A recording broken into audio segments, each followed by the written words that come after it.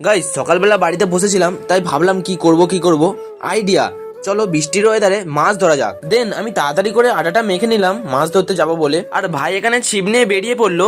Guys আমরা কি মাছ ধরতে গিয়ে মাছ পেলাম? ভিডিওটিকে লাইক করে দাও বলছি। আর আমি এখানে ছিপের কাঁটাতে একটু আটা লাগিয়ে নিলাম। প্রথমে ভাই ছিপ ফেললো, দেখা যাক ওর হাতে মাছ পড়ে কিনা। আর আমি একটু এই দিকে ঘুরতে চলে এলাম, ওই যে ওখান থেকে ও মাছ ধরছে। আর ভাইয়ের হাতে মাছ পড়লো না বলে আমি মাছ ধরতে বসে পড়লাম, দেখা যাক আমার হাতে মাছ পড়ে কিনা। আজকে মনে হয় আমার হাতে আর মাছ পড়বে না, তাও চেষ্টা করি যদি পড়ে।